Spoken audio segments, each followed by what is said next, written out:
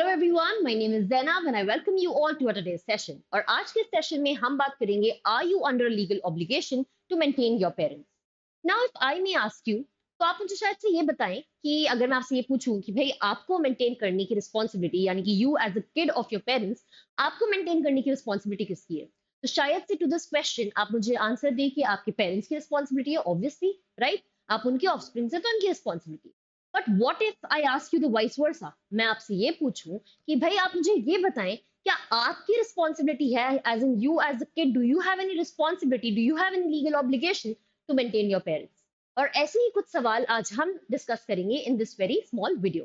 ठीक है, so without any further ado, let's hit at it और ये समझते हैं कि ये मेंटेनेंस हमें क्या पेरेंट्स को देना रहता है, क्या पेरेंट्स को नहीं देना रहता है, can we be held liable for the same, do we have any obligation towards it.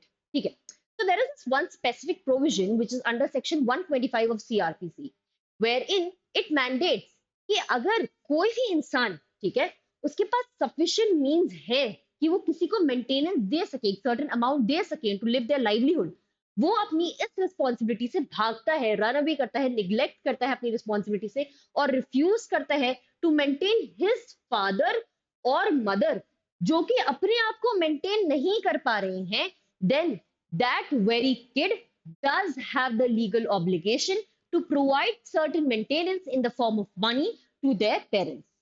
Now अच्छा, अब एक सवाल है और मेरा सवाल बहुत छोटा सा है। यहाँ पे वर्ड मेंशन्ड है his, right? Did you guys see this? तो मैम, क्या इसका ये मतलब हुआ कि यहाँ पे, अगर आई होप आप लोग को ये दिख रहा है, राइट, द वर्ड हिज, क्या मैम सिर्फ क्या ये men of the society have this obligation to provide this very maintenance to their parents? क्या डॉटर्स की रिस्पॉन्सिबिलिटी नहीं होती? Well, the answer to that very question is an absolute no.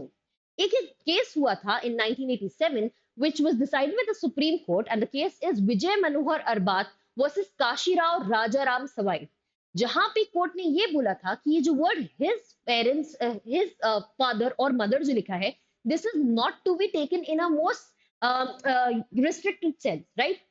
Court ने यहाँ पे ये कहा कि not only a son but even a daughter has, if she has sufficient means, then a daughter also has the responsibility और the obligation to maintain his और her father और mother, right, if they are unable to maintain themselves.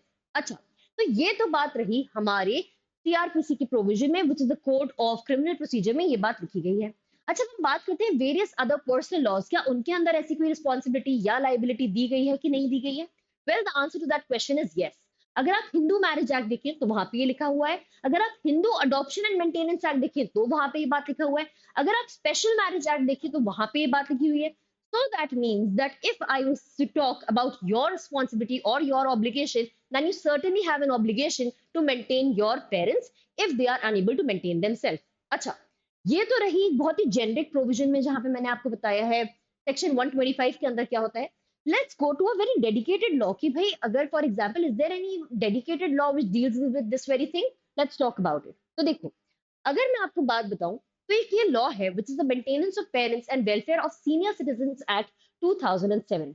ये law specifically ये spell out करता है कि parents को या senior citizens of the society को हमें मेंटेनेंस देना है तो देना कैसे है।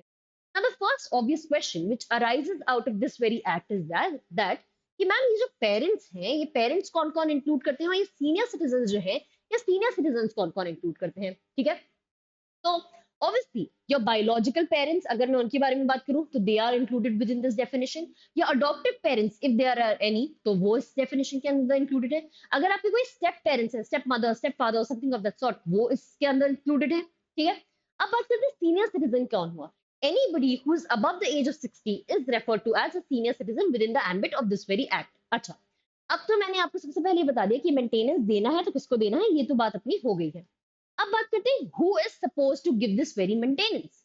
तो देखो, सबसे पहले तो obviously the liability lies on to the children which includes the son and the daughter। उनकी एक responsibility है to give a certain amount of maintenance to their parents, right?